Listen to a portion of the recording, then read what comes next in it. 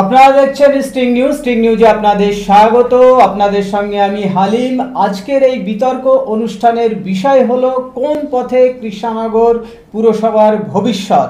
আপনারা জানেন যে তৃণমূল কংগ্রেস পরিচালিত কৃষ্ণনগর পৌরসভা এবং সেই কৃষ্ণনগর পৌরসভার চেয়ারম্যান রীতা দাস, তৃণমূলেরই কাউন্সিলররা তার বিরুদ্ধে অনাস্থা ডেকে তাকে অপসারিত করেছে এবং এই নিয়ে কৃষ্ণনগর পুরো যে ব্যবস্থা, পুরো পরিষেবা সেটা কিন্তু ভেঙে পড়েছে।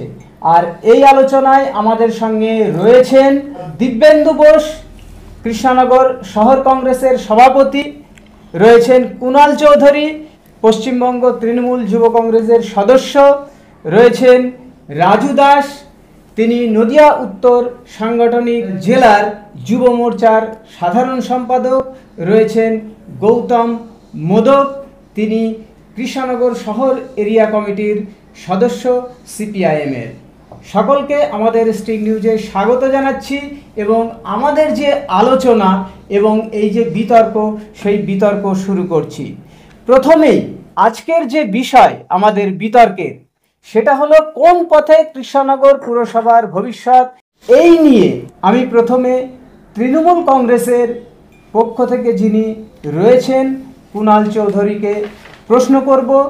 আমার প্রথম প্রশ্ন কুণালের কাছে, আপনাদের দলের কাউন্সিলররা আপনাদেরই চেয়ারম্যানের বিরুদ্ধে অনাস্থা ডেকে তাকে অপসারিত করেছে, এই রকম কেন হলো, কেন ঘটলো, আপনার কি মনে হয়?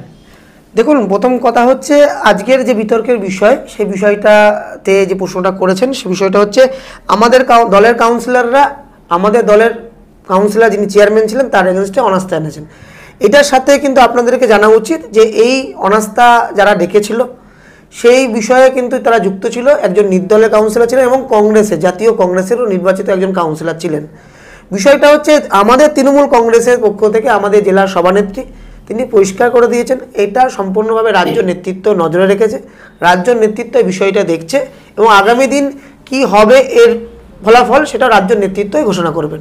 কিন্তু পুরসভার যে পরিষেবা, নাগরিক পরিষেবা, সেটা তো ভেঙে পড়েছে, মানুষ তো সাফার করছে। আপনাদের তো বিশ্বাস করে ভোট দিয়েছিল, আপনাদের যারা পুর প্রতিনিধি আছে, আপনাদের দলের প্রতিনিধি আছে, তাদেরকে তো ভোট দিয়েছিল মানুষ এবং তারা এই আশায় ভোট দিয়েছিল কৃষ্ণনগরের মানুষ যে তাদের যে নাগরিক পরিষেবা তারা তাদেরকে দেবে। কিন্তু বিভিন্ন জায়গায় দেখা যাচ্ছে নোংরা আবর্জনা, বলা যায় পুরোপুরিভাবে একটা নাগরিক পরিষেবা ভেঙে পড়েছে, সাফার করছে তো মানুষ। আপনি দেখুন একটা পুরসভা কত রকম পরিষেবা দেয়, সেখানে কি পরিষেবা, সেখানে কারো একটা বাড়ি করবে, তার যে পারমিশন লাগে তার একটা পরিষেবা, বাড়ির সামনে জল জমে আছে, বাড়ির সামনে নোংরা জমে আছে, বিভিন্ন রকম পরিষেবা। মানে পুরসভা পরিষেবা না দিলে নাগরিকদের যে জীবন, সেই জীবন দুর্বিষহ হয়ে ওঠে।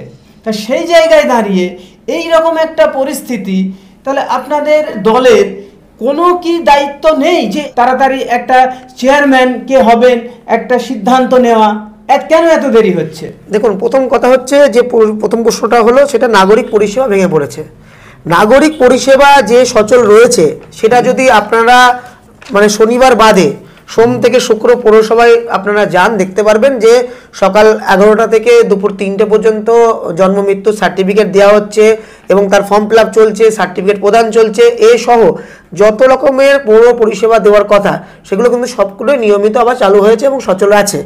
যে কথাটা আসলো, হ্যাঁ, বিল্ডিং প্ল্যানের যে স্থিতাবস্থা ছিল যেটা কিছুদিন হয়নি, সেটা আগামীতে বিওসি মিটিংয়ে আছে এবং সেই বিওসি মিটিংয়ে এই রেজলিউশনগুলো হবে এবং যে বিল্ডিং প্ল্যানগুলো দীর্ঘদিন ধরে আটকে রয়েছে সেগুলো এই বিওসি মিটিংয়ে সেগুলো প্ল্যান পাস হবে। এবং মিউটেশনের কথা, মিউটেশন কিন্তু অলরেডি হয়েছে এর আগে এবং আগামী দিনে আবার বিওসি হবে, সেখানেও মিউটেশনের যে সমস্ত নিয়মকানুন আছে সেই নিয়ম মেনেই আগামী দিন মিউটেশনগুলো ছাড়া হবে। সুতরাং পৌর পরিষেবা কিন্তু পুরোটাই সচল আছে, এটা যদি আপনারা একটু নজরে রাখেন দেখতে পারবেন। আচ্ছা, এবার আমি প্রশ্ন করব, বিজেপির পক্ষ থেকে রয়েছেন রাজু দাস, আমি তাকে প্রশ্ন করতে চাইছি। আমার প্রশ্নটা হচ্ছে, তৃণমূলের পক্ষ থেকে যিনি রয়েছেন কুণাল চৌধুরী, তিনি বলছেন যে কোনো অসুবিধা নেই, নাগরিক পরিষেবা সঠিকভাবে চলছে। দেখুন, আপনি কি বলবেন যে মানুষ কি ঠিকঠাক পরিষেবা পাচ্ছে? দেখুন, আমার বিপক্ষ যিনি আছেন তৃণমূলের কুণালদা এতক্ষণ ধরে বললেন, তো সেই বলার মধ্যে উনি শুধু বললো যে হবে হবে হবে। আলটিমেটলি প্রায় 5 থেকে 6 মাস কেটে গেছে, এই হওয়াটা আর হচ্ছে না। মানুষ বুঝতে পারছে না যে মানুষ কার কাছে যাবে, চেয়ারম্যানটাকে। হঠাৎ করে দেখলাম যে নতুন একটা সূর্য উদয়ের মতো অবস্থা আর কি, যে ভাইস চেয়ারম্যানকে তিনি বলছেন নাকি তারা নাকি অ্যাক্টিং চেয়ারম্যান করে দিয়েছেন। তো অ্যাক্টিং চেয়ারম্যানের কাজ অ্যাকচুয়ালি অ্যাক্টিং কারা করে, যারা অ্যাক্টর হয়। তো এখন মনে হয় তাকে হয়তো নাটক করার জন্য বা অভিনেতা বানানোর জন্য তাকে চেয়ারে বসিয়ে দেওয়া হয়েছে। এটা কিন্তু খুব লজ্জাজনক বিষয়। কৃষ্ণনগরের মানুষ দিনের শেষে কিন্তু তারা ন্যূনতম পরিষেবাটুকু পাচ্ছে না, দিনের আলোর মতো স্পষ্ট। আমার বন্ধু কুণালদা বলছিল যে তিনি প্রায় মোটামুটি 50-50 মানে বলছেন যে হ্যাঁ হচ্ছে না বা হচ্ছে, কখনো বলছে হচ্ছে না হচ্ছে। যাই হোক, তিনি বললেন যে দলকে ডিপেন্ড করছেন, খুব ভালো জিনিস। কিন্তু যদি খুব বেশি কিছু পড়ে, উনিও স্বীকার করছেন যে হ্যাঁ হচ্ছে, মানে নাগরিক পরিষেবা মানুষ পাচ্ছে না 50%, মানে কখনো বলছেন পাচ্ছে, কখনো বলছেন পাচ্ছে না। তো এটা বলার কারণ হচ্ছে না হলে ওনার পদ্মা চলে যেতে পারে, তাই কিছুটা দলের জন্য হয়ে বলতে হবে। তো যাই হোক, তো উনি ভালো বলছেন এবং যে জানেন যে বিষয়টা যে সত্যি সত্যি বাস্তব চিত্রটা কি। বাস্তব চিত্র হচ্ছে কৃষ্ণনগরের মানুষ সত্যি পরিষেবা পাচ্ছে না, রাস্তাঘাট নির্মাণ হচ্ছে না, ড্রেন পরিষ্কার হচ্ছে না, মিউটেশনের জন্য মানে বাড়ির কোনো প্ল্যান পাস হচ্ছে না, কিছুই হচ্ছে না। আপনি যদি সারা কৃষ্ণনগর শহরটা ভালো করে ঘুরে দেখেন, 25টা ওয়ার্ডের মধ্যে আমার বন্ধু কুণালদা যদি বলতে পারে যে 10টা রাস্তা ভালো আছে, আমি মেনে নেব। উনি লিস্ট দিক আমাকে যে এই 10টা রাস্তা 25টা ওয়ার্ডের মধ্যে ভালো আছে। কোনো রাস্তা কিন্তু ভালো অবস্থায় নেই। সেই রাস্তা হচ্ছে হবে হবে হবে। এই হবে হবে করতে গিয়ে দাদা 5 থেকে 6 মাস কেটে গেছে। মানুষ এখন সোজাসুজি উত্তর চাইছে। আমার বাড়ির পরিষেবাটা, আমার এলাকার পরিষেবাটা, যে পরিষেবাগুলো পৌরসভা দেওয়ার কথা, সেই পৌরসভার কাছে জবাব চাইছে, তৃণমূল কংগ্রেসের কাছে জবাব চাইছে বিশেষ করে। কারণ তাদের দায়িত্বে আছে, তাদের চালানোর কথা ছিল কৃষ্ণনগর পৌরসভা, তারা সম্পূর্ণভাবে ব্যর্থ। কাদের দ্বারা ব্যর্থ? তৃণমূল কংগ্রেসের দ্বারাই ব্যর্থ। এটা খুব দুঃখজনক এবং লজ্জাজনক বিষয়। কৃষ্ণনগরের লজ্জা তৃণমূল কংগ্রেস। আচ্ছা, এবার আমি প্রশ্ন করব, কংগ্রেসের পক্ষ থেকে রয়েছেন দিব্যেন্দু বোস। দিব্যেন্দু, আমি যে প্রশ্নটা করতে চাইছি সেটা হচ্ছে আপনার মতটা কি, এই যে বর্তমান সময়ে চেয়ারম্যান নেই, কি কি অসুবিধার মধ্যে পড়ছে কৃষ্ণ নাগরিকরা? দেখুন, আপনার প্রশ্নের উত্তর দেওয়ার আগে কৃষ্ণ নাগরিক হিসেবে কৃষ্ণনগরের সংস্কৃতিকে একটুখানি ঐতিহাসিক পৃষ্ঠা থেকে বিশ্লেষণ করার প্রয়োজন আছে বলে আমি মনে করি। আচ্ছা, এটা সেই কৃষ্ণনগর পৌরসভা যেটা রাজ্যের মধ্যে 5ম প্রাচীনতম এবং নদিয়ার মধ্যে 2য় প্রাচীনতম পৌরসভা। আচ্ছা, 1864 সালের 1 নভেম্বর এই পৌরসভা প্রতিষ্ঠা হয়। রানাঘাট হয়েছিল 1864 সালের 21 সেপ্টেম্বর, এই পৌরসভা 1864 সালের 1 নভেম্বর। আর 26 নভেম্বর আমরা যেমন এখন বলি বোর্ড অফ কাউন্সিলরের সভা, 26 নভেম্বর প্রথম সভা সেখানে অনুষ্ঠিত হয়। সেই সভায় চেয়ারম্যান হিসেবে প্রথম নির্বাচিত হন কৃষ্ণনগর পৌরসভার রায়বাড়ির কৃষ্ণনগর যদুনাথ রায়, ঠিক। এবং ভাইস চেয়ারম্যান ছিলেন প্রসন্ন কুমার বসু, উকিলপাড়ায় বাড়ি। এরপর প্রচুর জল বয়ে গেছে, একের পর এক আপনার ডক্টর হরিমোহন মুখার্জি, স্যার আজিজুল হক, এদের মতন মানুষেরা এই পৌরসভাতে চেয়ারম্যান ছিলেন, পৌরসভা চালিয়ে এসেছে। কিন্তু আজকে যে জায়গায় দাঁড়িয়ে রয়েছে তৃণমূল কংগ্রেসের সৌজন্যে, এটা স্বীকার করতে হবে যে 2022 সালে কৃষ্ণনগরের মানুষ তাদেরকে নির্বাচিত করেছে। কিছু জায়গায় তারা জোরপূর্বক জিতেছে, ভোট চুরি করে জিতেছে, এটা আমি আজকে বলছি, এবং কৃষ্ণনগরের মানুষ তারা জানে যে কোন কোন ওয়ার্ডে ভোট লুট হয়েছে। তবু আমি ধরে নিলাম যে গণতান্ত্রিক প্রক্রিয়াতে তৃণমূল কংগ্রেস 2022 সালে নির্বাচন প্রক্রিয়ায় ক্ষমতায় এসেছে। রীতা দাস তৃণমূল কংগ্রেসের চেয়ারম্যান, তাকে কে নির্বাচন করেছিল? সিপিএম না, বিজেপি না, কংগ্রেস না, তৃণমূল কংগ্রেসের সর্বোচ্চ নেতৃত্ব রীতা দাসকে তৃণমূল কংগ্রেসের চেয়ারম্যান হিসেবে কৃষ্ণনগর পৌরসভার দায়িত্ব দিয়েছিল। আজকে কারা বিরোধিতা করলো? এই তৃণমূল কংগ্রেসেরই 13 জন কাউন্সিলর এই চেয়ারম্যানের বিরোধিতা করলো। কিন্তু কি উদ্দেশ্য, কি কারণ, কেন অনাস্থা, আজও পর্যন্ত কৃষ্ণনগর মানুষের কাছে স্পষ্ট নয়। তার ফল কে ভুগছে? তৃণমূল কংগ্রেস ভুগছে না, কৃষ্ণনগরের সাধারণ মানুষ ভুগছে। আজকে এই বৃষ্টি, এই মরশুমে অতিবৃষ্টি, আজকে বলুক তো, এখানে আমরা যারা রয়েছি প্রত্যেকটা ওয়ার্ডে আজকে রাস্তাঘাটের যা অবস্থা, ড্রেনেজ সিস্টেমের যা অবস্থা, নিকাশি ব্যবস্থার যা অবস্থা, সমস্ত ওয়ার্ডে আজকে নিচু এলাকাগুলোতে জল ঢুকছে, 2 দিন 3 দিন করে জল দাঁড়িয়ে রয়েছে। আপনারা তো দল করেন, তাহলে সাধারণ মানুষ কি আপনাদেরকে এসে অভিযোগ করছে? অবশ্যই অভিযোগ করছে, বিভিন্ন মানুষ বিভিন্ন কোথায় জল রকম। জমে আছে সেরকম কিছু ওয়ার্ডের নাম বলতে আমি পারবেন? 19 নম্বর ওয়ার্ডের তালপুকুর রোড, আনন্দবাজারে ছবি বেরিয়েছে, সেখানে নিচু এলাকাগুলোতে আপনি যদি খোঁজ নেন 2 দিন অন্তত মিনিমাম জল দাঁড়ায়। একটা রাস্তাঘাট কৃষ্ণনগরের 25টা ওয়ার্ডের মধ্যে, যেটা মেন রাস্তা, কিন্তু এই মুহূর্তে ঠিক নেই। তাহলে এই যে পুরো পরিষেবা, এটা এই যে 3-4 মাসে একদম তলানিতে গিয়ে ঠেকেছে। আমার বক্তব্য হচ্ছে, যদি পৌরসভার উদ্দেশ্য হয় মানুষকে পরিষেবা দেব, এই 13 জন কাউন্সিলরের যদি উদ্দেশ্য হয় যে আগের চেয়ারম্যান ভুল কাজ করেছে, মানুষকে পরিষেবা দিতে পারেনি, আমরা পরিষেবা দেব, এটা যদি মূল উদ্দেশ্য হয়, আমাকে এই তৃণমূল কংগ্রেসের ছোট ভাই বলুক তো, যে আজকে হেলথ সেন্টারে যেখানে 200 টাকায় মানুষের চিকিৎসা দেওয়ার জন্য পৌরসভা সিদ্ধান্ত নিয়েছিল, বোর্ড অফ কাউন্সিলরের মিটিংয়ে পাস হয়েছিল, আজকে এই নতুন যে অ্যাক্টিভ চেয়ারম্যান, কিন্তু অ্যাক্টিং চেয়ারম্যান কিভাবে হলো? কোনো গভর্নমেন্ট অর্ডার না। কে তাকে অ্যাক্টিং চেয়ারম্যান করলো? কে তাকে দায়িত্ব বুঝিয়ে দিল? এগুলো যদি আজকে প্রশ্ন করে কৃষ্ণনগরের মানুষ, কোনো উত্তর নেই।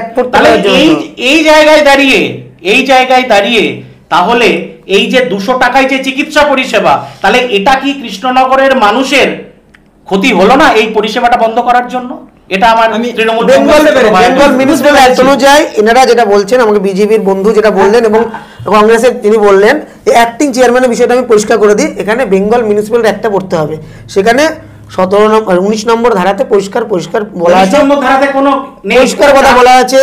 437 এ 19 নম্বর যে ক্লজ আছে সেখানে পরিষ্কার বলা আছে, যদি চেয়ারম্যান অপসারিত হয়, চেয়ারম্যানের মৃত্যু হয়, আইনি বিষয় হয়, তাহলে ভাইস চেয়ারম্যান পদত্যাগ বলে অ্যাক্টিং চেয়ারম্যান হিসেবে তার ভূমিকা পালন করতে পারে। তার জন্য গভর্নমেন্ট অর্ডার কই? আইনি বিষয় আমি গভর্নমেন্ট অর্ডার দেখতে চাই। গভর্নমেন্ট অর্ডার কই? আমাদের সঙ্গে রয়েছেন গৌতম মোদক, তিনি সিপিএম এর কৃষ্ণনগর শহর এরিয়া কমিটির তিনি সদস্য। আমি গৌতম বাবুকে আমি একটা প্রশ্ন করতে চাই, যেটা আপনি সবটাই শুনলেন। তো কৃষ্ণনগর পৌরসভার চেয়ারম্যান অপসারিত হওয়ার পরে কৃষ্ণ নাগরিকরা কি ধরনের সমস্যার সম্মুখীন হচ্ছে, আপনার কি মত?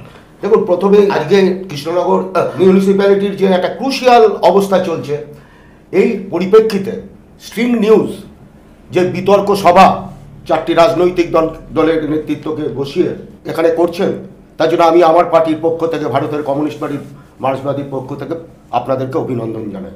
পরিষেবার প্রথম কথাই হচ্ছে, দেখুন আমরা যেগুলো দেখেছি সবটাই প্রিন্ট মিডিয়া, ইলেকট্রনিক্স মিডিয়ায় দেখেছি। আচ্ছা, কুণালবাবু আরেকটু আমাদের পরিষ্কার করতে পারবেন। আচ্ছা, এটা কি ঠিক মিউনিসিপ্যালিটির বাজেট পাস হয়নি 2025-26 সালের?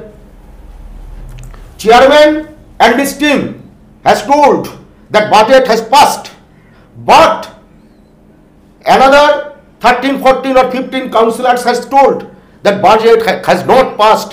সই জাল, থানায় যাওয়া, অভিযোগ করা, এফআইআর করা থানায় গিয়ে। যদি বাজেট যদি কোনো মিউনিসিপ্যালিটির পাস না হয়, কোনো স্ট্যাটুটারি বডি বলুন আর কোনো গভর্নমেন্ট অর্গানাইজেশন বলুন, তার যদি বাজেট পাস না হয়, তাহলে 25-26 সালে তারা কি কাজ করবে? 1, 2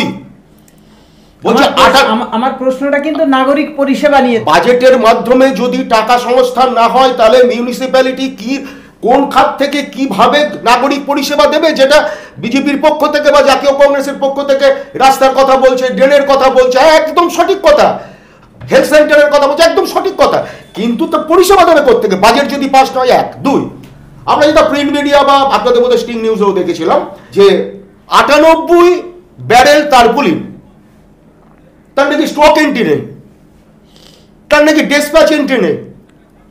3 ব্যারেল তারপুলিন আছে, 95 ব্যারেলের কোনো খোঁজ নেই। এই কিসের রাজত্ব? লুটে খাওয়ার রাজত্ব। এলোমেলো করে দেয়, লুটে পুটে খায়। এই জায়গায় মানুষকে আজকে তৃণমূল কংগ্রেস নিয়ে গিয়েছে। বাজেট যদি পাস না হয়, কোন খাত থেকে টাকা নিয়ে রাস্তা মেরামত হবে? বাজেট যদি পাস না হয়, কোন ব্যারেলের তারপুলিন রাস্তায় ব্যবহৃত হবে? এর উত্তরগুলো তো দিতে হবে আগে, ভাষা, তারপর তো কাজের উদ্যোগ। প্রিয় দর্শক, এতক্ষণ আপনারা শুনছিলেন যে বিতর্ক অনুষ্ঠান কোন পথে কৃষ্ণনগর পুরসভার ভবিষ্যৎ। পরবর্তী আবার কোনো বিতর্ক অনুষ্ঠানে আপনাদের সঙ্গে আমার দেখা হবে। আমাদের এই বিতর্ক অনুষ্ঠান এখানেই শেষ করছি। ভালো থাকবেন।